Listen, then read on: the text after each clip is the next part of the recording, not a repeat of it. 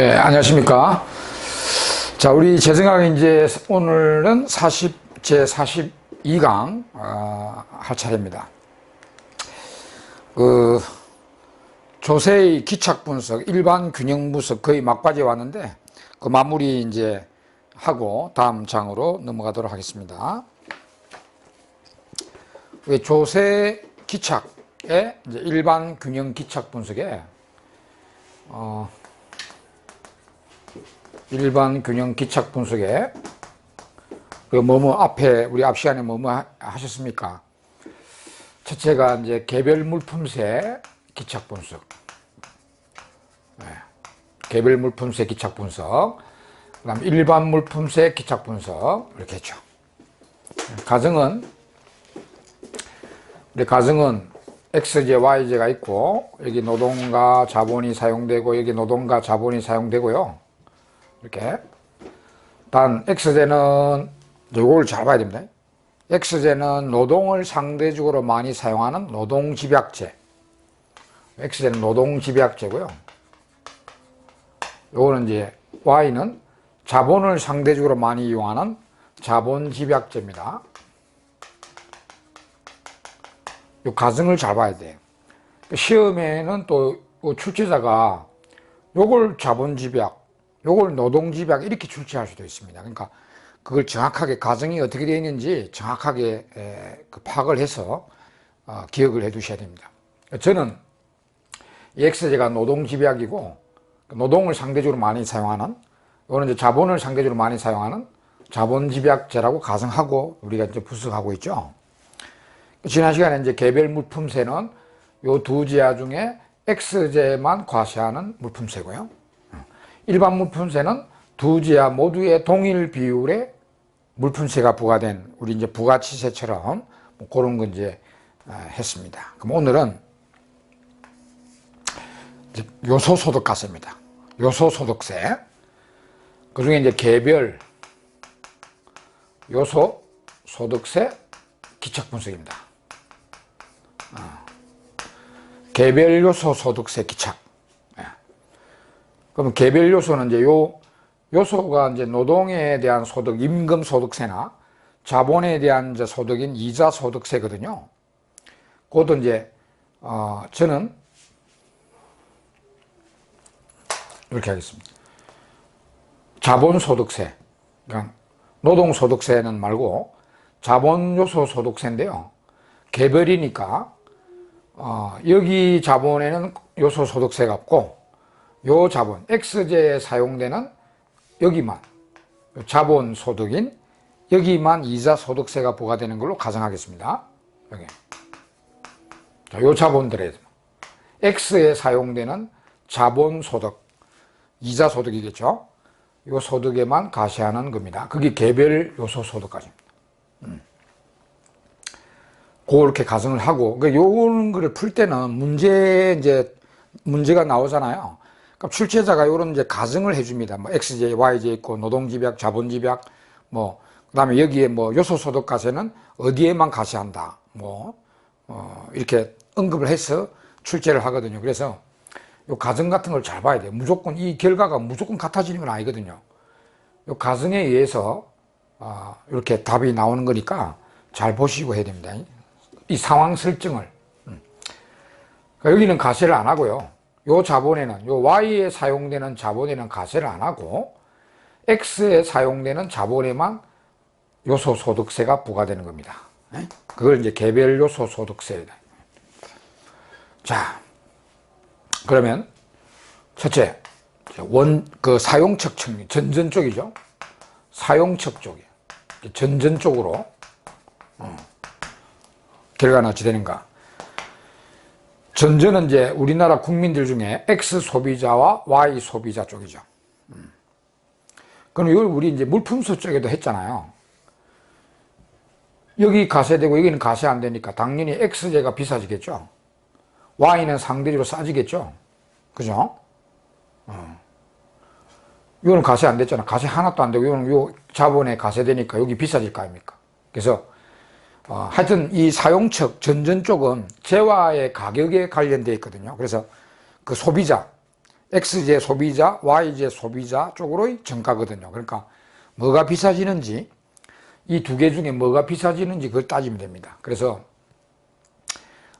당연히 요 자본에만 가세고 이거는 가세 안 되니까 여기 비싸질 거 아닙니까? 그래서 과세된 재화, 자, 과세된 재화, 요거 과세된 재화, 우리는 X제입니다. X제를 많이 소비하는, 그러니까 Y보다는 X를 많이 소비하는 자가 상대 부담이 크다. 과세된 재를 많이 소비하는 자가 상대 부담 크다. 또 상대 부담이죠. 절대 부담은 아니죠. 상대 부담 크다. 이렇게 되겠네요. 요거 보면은 요 개별 물품세하고 똑같죠. 이게 개별 물품세가 여기만 가세되고 여기 가세되지 않는 거죠. 여기 가세되니까 여기 비싸지잖아요. 싸지잖아요. 그러니까 요도 이제 우리 개별 물품세가 사용측 결과가 요 X제를 소비 많이 하는 자가 상대 부담 크다. 이런 논리가 나왔죠. 똑같습니다. 뭐가 비싸지냐? 상대적으로 X, Y 중에 뭐가 비싸? 그 포인트를 잡으면 됩니다. 우리 이제 일반 물품세는 두 개 다 동일 비율로 들어가니까 뭐가 비싸지고 싸지고가 없잖아, 상대적으로. 그러니까 뭐 우리가 지난주에 했지만 일반 물품세는 상대 부담 변화가 전혀 없는 겁니다.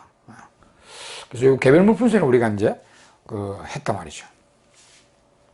그리고 이제 상세 요인은 역시 항상 이 부담자가 자기 부담을 많이 하잖아. 이 우리 X를 많이 소비하는 자가 부담이 크다. 그럼 자기 부담을 상쇄하는 거는 자기 탄력성입니다. 자기 탄력성. 그래서 요 수요 탄력성, 요 소비자가 X에 대한 수요 탄력성이 클수록 자기 부담을 많이 상쇄할 수 있습니다. 그리고 또 만약에 자기 수요 탄력성이 무한대다. 무한대면은 자기 부담을 완전히 상쇄해버리죠. 그런 논리입니다. 끝, 이제. 근데 이제 원천측 결과가 좀 복잡해집니다. 원천측, 후전 쪽이죠. 원천측 기착, 후전 쪽입니다. 즉, 이제 이 노동 공급자인 노동자, 자본 공급자인 자본가, 이 노동자와 자본가 쪽에 이 개별 요소 소득가세가 요 이자 소득가세인데 여기 이제 정가가 어떻게 되는가 이야기죠. 여기는 원천측의 돼가는 두 가지 효과가 따로따로 나타납니다. 두 가지 효과가.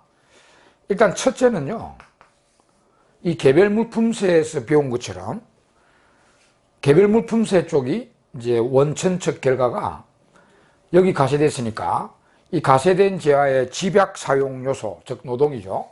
노동자들의 부담이 크다 이런 결론이 있어요. 그거 똑같이 일어나겠죠. 왜냐하면 이 개별 물품세처럼 이것도 여기 가세되니까 여기 비싸질 거 아닙니까? 여기 싸지겠죠. 그러면 수요가 이동하고 생산이 이동하고 요소들이 이동해 가서 그건 똑같은 요구하고 그러면 이쪽 양쪽에 자본 노동 비율이 내려가서 그죠? 이 양쪽 다 자본 노동 비율이 내려가 가지고요. 임금 이자율 비율이 내려가서 노동자들이 상대 부담이 크다. 즉 과세된 재화의 집약 사용 요소 노동이 상대적 부담 크다. 그런 논리가 나타났는데 그것도 똑같이 이것도 일어나. 왜? 이거 비싸지니까.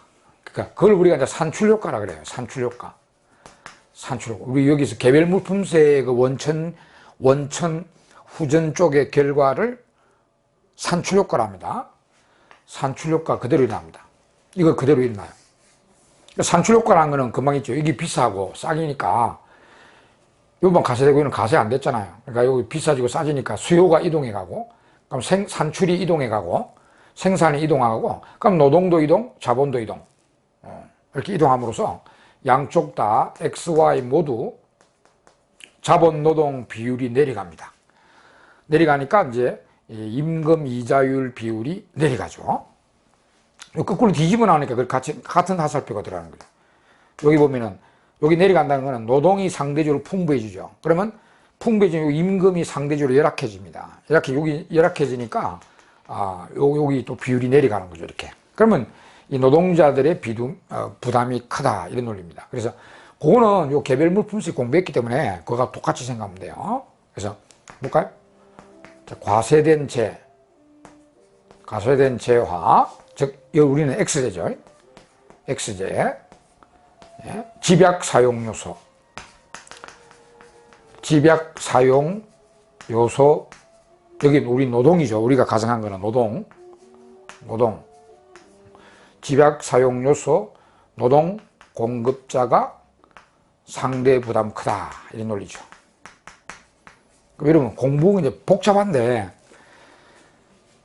주로 이제 시험이 1번 개별 물품세하고요, 3번 개별 요소 소득가세, 여기 많이 나오거든요. 1번하고 3번이 시험이 많이 나와요. 그럼 1번에서 그 원천적 후전 결과를 비웠잖아요. 그 개별 물품세의 후전 결과, 원천적 결과 내용이 바로 여기 개별 요소 소득가세의 원천적 결과의 첫 번째 효과인 산출효과입니다. 알겠죠? 그럼 똑같이 공부하면 돼요. 그래서 과세된 재화의 집약 사용 요소, 우리가 이제 가로 안에 적힌 거는 이제 우리가 가정한 겁니다. 제가 가정한 거니까, 그거 이제 참고를 하고, 일반된 거는, 일반화된 결론은 이제 과세된 재화의 집약 사용 요소, 공급자가 상대 부담 크다, 이런 논리.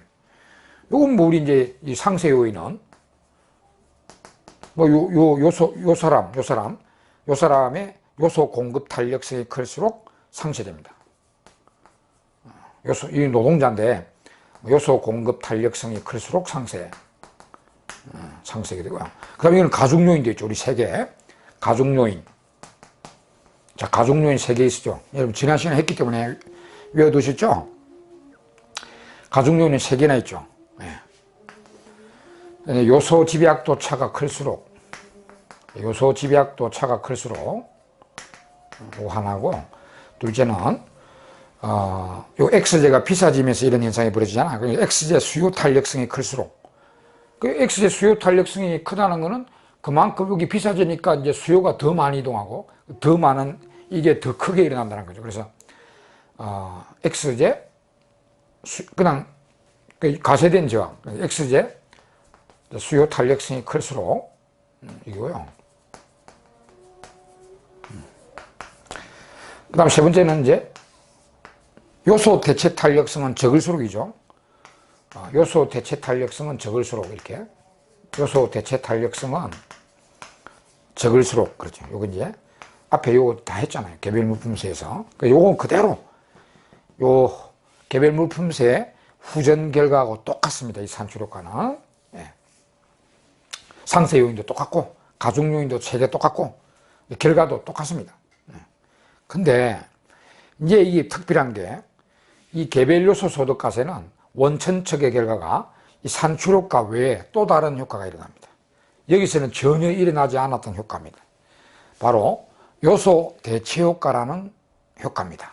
요소 대체 효과. 자, 요소 대체 효과. 두 번째 효과는 요소 대체 효과가 새롭게 발생합니다. 요소 대체 효과. 이거하고 전혀 다른 또 효과가 또 나타납니다. 요거는 말 그대로 보세요. 요소를 대체하는 효과입니다. 그러면 여기 이제 X 만드는 기업이 요소 대체를 하잖아요. X 만드는 기업가 입장에서 노동을 사용하고 기계를 사용하는데, 이 기계에 대해서 과세가 되니까 이 기계 이 자본이 비싸지잖아요. 이 기업 입장에 봤을 때 여기 비싸지고 여기 싸지고 하죠. 그러면 이 비싸진 기계를 줄이고 노동을 더 많이 사용하겠죠. 이게 요소 대체잖아요. 우리가. 비싸진 요소는 줄이고 싸진 요소를 더 사용하는, 여기 요소 대체입니다. 그래서 이 X를 만드는 기업이 요건 과세되고 있었고 이건 과세 안 되니까 이걸 더 늘리고 자본을 줄입니다. 그러면 여기서 해고된 자본가들이 이쪽으로 넘어가요. 이쪽으로. 왜? 이쪽 자본은 과세가 안 되고 있단 말이야. 그래서 이 자본을 공급하는 쪽에도 보면은 우리 X제에 자본을 공급하면 과세가 돼버리고, YJ 쪽에 자본을 공급하면 가세가 안 됩니다. 그럼 이 자본가들이 어디에 자본을 공급하겠어요? 당연히 Y 쪽으로 넘어갑니다. 그러니까 엄청나게 자본이 넘어가겠죠, 이렇게. 여기 기업도 이제, 야, 니 자본 안 쓴다. 나가라. 노동 더 많이 쓰겠다. 이렇게 대체를 하고요. 그 다음에 여기서 이제 해고된 자본들이 이쪽으로 가는 거죠. 이쪽에는 가세도 안 되고 하니까 좋단 말이야. 그래서 이쪽으로 막 넘어갑니다. 그러면 이 YJ 쪽에, 가세되지 않은 YJ 쪽에요. 자, 이거는 포인트가 이제 Y 쪽만 이야기해. 이게 자꾸 자본이 이리로 넘어오는 거죠, 일로. 이게 자꾸 넘어오는 게 가세 안 되고 이게 가세되니까. 이게 요소 대치 효과입니다. 그러니까 Y 쪽에 자본 노동 비율이 올라갑니다. 우리 이 나라의 모든 자본가들은 X제 쪽보다는 Y제 쪽으로 공급을 합니다. 자본들이. 그럼 Y 쪽에 자본 노동 비율이 올라가죠.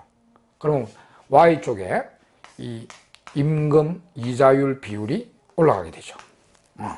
그러면 이게 상대적으로 열악해지잖아. 그럼 여기 상대적으로 올라가면 여기 유리해지고 여기 유불리해진다. 그러니까 이자율이 상대적으로 불리해집니다. 그러면 자본가들이 상대 부담 크다는 거죠. 자본가들이. 이는 순전히 요 내용입니다.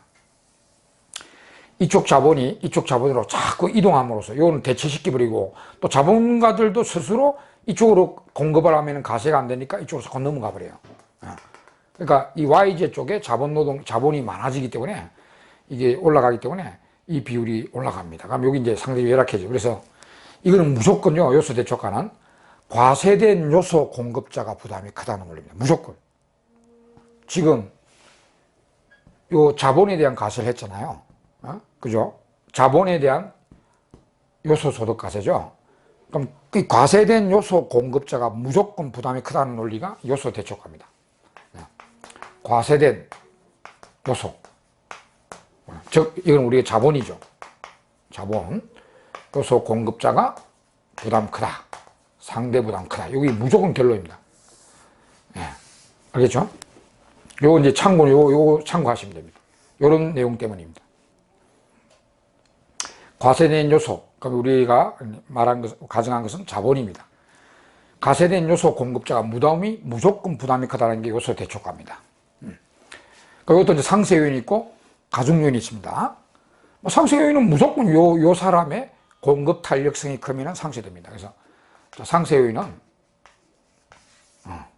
요 요소 공급자, 이 자본가죠. 그러니까 요소 공급 탄력성이 클수록 상쇄된다. 이거요. 그럼 이제 가중 요인은 요가 좀 다릅니다. 요 가중 요인이 3개였죠. 요 산출효과의 가중 요인이 3개 있는데 요 가중 요인은요, 요가 좀 다릅니다. 자, 보세요. 가중 요인 첫째. 이것도 요소 집약도 차가 클수록 크게 일어나요. 여기 엄청 자본 집약. 이게 엄청 노동 집약이면 이 자본이 약간만 이동해야 돼요. 여기 엄청 자본을 원래부터 많이 사용하고 있었기 때문에 자본이 약간만 이동하면 이자율이 폭락해 버립니다. 이자율이. 그래서 이 현상이 더 크게 일어납니다. 이게. 그래서 요소 집약도 차가 클수록 이건 그대로고요. 그리고 요소 집약도 차가 클수록이라는 게 있죠. 같은 겁니다. 두 번째가요, 완전히 다릅니다. 이거는 요소 대체탄, 이 수요 탄력성 이런 건 없잖아요. 왜냐하면 산출효과가 다 아니잖아요. 산출효과는 이게 비싸지고 싸지니까 수요가 이동하고 생산이 이동하고 노동도 이동, 자본도 이동, 이게 이제 산출효과였죠. 그러니까 이 수요가 이동해 감으로써 이런 현상이 일어나니까 이거는 이제 X대 수요 탄력성이 클수록 이런 게 있었는데, 이 요소 대초과는 그거 아니잖아. 이게 비싸지고 싸지고 그게 아니고 그냥 여기 가세되고 여기 가세 안 되니까, 여기 자본에는 가세 안 되고 얘는 가세되니까 이 자본이 이렇게 넘어가는 거죠. 자본만 이렇게 넘어가는 거예요. 노동은 넘어가지 않고.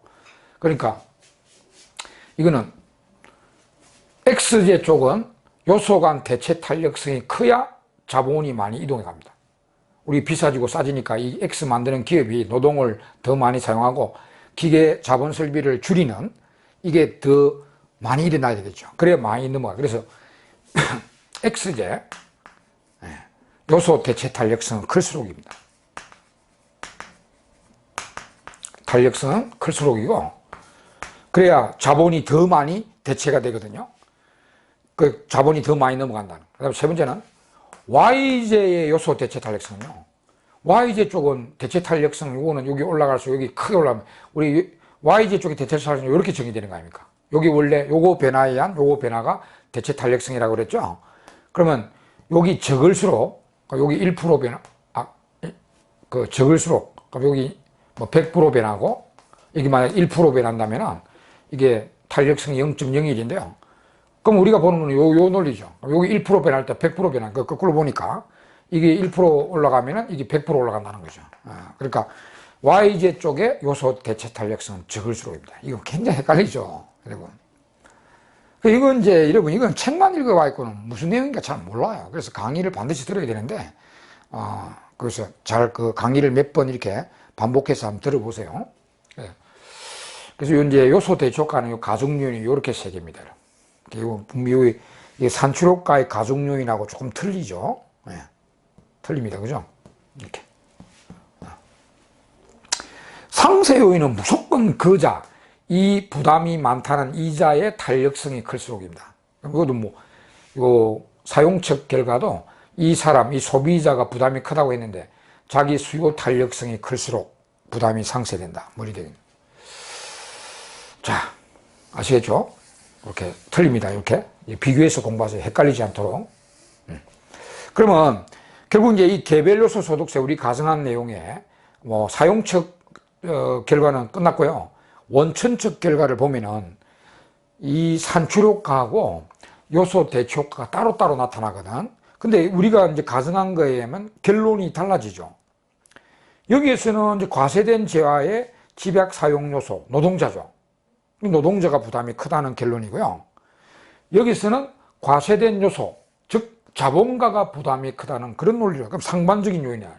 그럼 결국적으로 이 개별 요소 소득과 우리 가정한 모델에 의하면 원천측의 결론은 뭔가? 그러면 우리가 이거하고 반대니까 노동이고 이건 자본이잖아요. 그러면 동시에 일어나거든요. 이 두 개가 동시에 일어나니까 결론이 상반되어 있단 말이에요. 그러면 이제 이게 크냐 따져봐야 되죠. 그래서 우리가 가정한 바에 의하면 이는 노동이고요. 노동자가 부담이 크다는 논리고 산출효과는 요거는 무조건 자본가가 부담이 크다는 논리거든요. 그러면 이제 결국은 노동자가 많이 부담하냐 자본가가 많이 부담하냐 그럼 요 효과를 크기를 따져봐요. 그래서 결론은 그 산출효과가 요소 대초과보다 크다면 그러면 이게 더 크니까 이제 노동자가 부담이 크다라는 논리가 나오고요.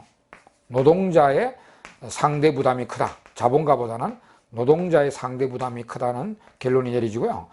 이제 1번보다 2번이 크다면, 요게 더 크다면, 그럼 자본가가 부담이 크다는 논리가 나오고요. 상대적으로 자본가의 상대 부담이 크다는 논리고요. 만약에 1번과 2번이 같으면은 서로 상쇄됐기 때문에 뭐 누가 더 많이 상대 부담이 크다는 그런 논리가 없죠. 상대 부담 변화 없다. 노동자가 더 많이 부담한다. 자본가가 더 많이 부담한다. 이런 상대 부담 변화가 없죠. 상대 부담 변화 없다. 이런 식으로 이제 결론이 내려지면 되겠습니다. 우리가 가정한 모형에서는 우리가 이 노동 집약을 했잖아. 이걸 자본 집약을 했죠. 만약에 시험에 이제 약간 시험 문제를 갖고 이야기합니다. 약간 응용하여 만약에 출제자 시험에서는 이걸 자본 집약이라 했고 이걸 노동 집약이라 이렇게 낼 수도 있습니다. 여기 자본 집약이다. 이게 노동 집약이다. 이렇게 낼 수 있거든요. 그래가지고 그거 싹 바꿔가지고 요 개별 요소 소득 과세했다. 이렇게 하면은 이 산출효과가 과세된 재화의 집약 사용이니까 자본이 나오겠죠. X를 자본 집약이라 가정했기 때문에 산출효과도 과세된 재화의 집약 사용 요소는 자본이잖아요. 그러니까 자본이 부담이 크다 이런 논리고 이거는 무조건 자본이거든요. 과세된 요소 공급자가 부담이 크니까 무조건 자본. 그럼 이것도 자본. 그러면 뭐 두 효과 따질 필요 없잖아요. 두 개 다 자본가들이 부담이 크다니까 결론은 무조건 노동자보다는 자본가들이 상대적 부담이 크다는 그런 논리가 나오겠죠. 그러니까 저는 이제 여기 노동 집약이고 여기 자본 집약이라 가정했기 때문에 여기 산출효과는 노동자 부담이 크다 이런 논리가 나왔고 이거는 무조건 과세된 요소 자본가가 부담이 크다는 거예요. 그래서 서로 상반되니까 그럼 결론은 뭐냐? 그럼 이제 1번이 크냐 2번이 크냐 같으냐에 따라서 이렇게 달라진다는 거죠. 아시겠죠? 이게 개별 요소 소득세 기착. 그러니까 여기 상당히 복잡합니다. 그리고 이제 가중요인, 이 가중요인도 요 두 개가 서로 틀리다는 거. 요소 대체효과의 가중요인과 산출효과의 가중요인 서로 틀리죠. 그리고 결론도 우리가 가정한 모델에서는 결론도 얘는 노동자가 부담이 크고요. 얘는 자본가가 부담이 크다는 결론이 또 달라집니다. 자, 여기 이제 개별 요소 소득세의 기착 분석입니다. 그 시험에 주로 이제 이거 개별 물품세 기착하고요. 개별 요소 소득세 기착 여기 시험이 많이 나옵니다. 어차피 일반 물품세 이거는 뭐 상대 부담 변화 뭐 원천 그다음에 사용척 전전 후전 쪽에 상대 부담 변화 없다가 뭐 그런 게 이게 잘 안 되겠죠. 자, 그다음에 이제 마지막이 일반 요소 소득 과세입니다. 일반 요소 소득세 기착 분석이에요. 그거는 여기 자본 우리나라에 있는 자본의 전부 다 동일 소득세 부과됩니다. 우리나라에 뭐 어떤 지하에든 사용되는 자본의 전부 다 동일 비율로 자본 소득세가 부과되는 이게 이제 일반 요소 소득 과세입니다.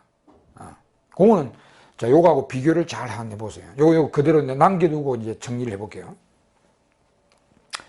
남겨놓고, 자,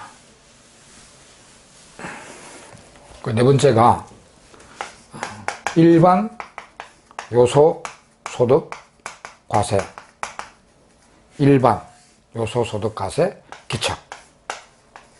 보세요. XJ 있죠, YJ 있죠, 노동자본 있죠, 노동자본 있죠. 여기도 과세, 여기도 과세.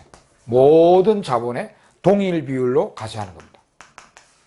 모든 자본의 동일 비율로 과세. 이게 일반 요소 소득 과세입니다. 자, 그러면 이것도 첫 번째 사용척 측면의 정가, 소비자 쪽으로의 정가입니다. 사용척이 전전 쪽이죠. 요 결론은 항상 이러면 사용척은 이 소비자가 부담 많이 있나, Y 소비자가 부담 많나, X 소비자가 부담 많나, 그죠? 소비자 쪽이니까. 그러면 이거는 뭐가 더 상대적으로 비싸지냐 이거죠. 다 요 자본에 가세하고 이게 노동에 이게 또 자본에 다 가세했는데 그럼 뭐가 상대적으로 비싸집니까? 다 같이 가세하니까 가격 변화가 없습니까? 있죠. 우리가 이걸 자본집약이라고 가정했고요. 이건 노동집약이라고 가정했잖아요.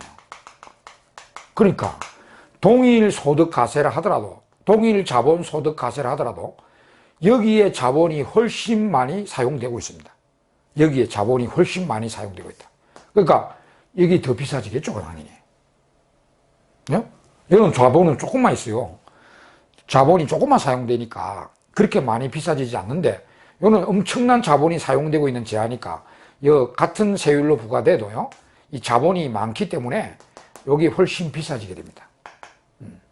그러니까 비싸진 제와, 그럼 Y지. 자, 결론이 이리네. Y제. 그 결론은 이렇게 일반화된 결론은 과세된 요소를 집약 사용 제화. 그러니까 과세된 요소. 우리 자본인데요. 요소를 집약 사용하는 제화. 뭐가 비싸지냐? 집약 사용 Y제죠. 집약 사용 제화. 우리가 가정한 거는 Y제입니다. Y제. 과세된 요소를 집약 사용하는 제와 Y제죠. 를 많이 소비하는 자가 상대 부담 크다. 이런 논리죠. 그러니까 우리나라 요 X보다는 Y를 많이 소비하는 자가, 더 좋아하고 소비하는 자가 상대 부담 크다. 이렇게. 요거는 이제 상세 요인은 뭐 자기 수요 탄력, 요 사람의 수요 탄력성이 클수록 상세 요인. 항상 이제 내가 반복적으로 해드리는 이유가 이걸 반복적으로 들으면서 자꾸 기억을 하시라는 거죠. 뭐 억지로 하면 잘 안 이어지잖아요. 그래서 상세 요인은 이제 수요 탄력성이 클수록 상쇄됩니다. 그리고 끝. 이거는 사용처는 간단하죠. 뭐가 비싸지냐? 이 두 개 중에. 그거 따지면. 다 같이 동일 과세가 됐지만 여기 자본이 훨씬 많으니까 이쪽보다는. 그러니까 이게 더 비싸지는 겁니다. 그래서 우리나라 국민들 중에 X보다는 Y를 많이 소비하는 자가 부담이 크다. 이런 논리.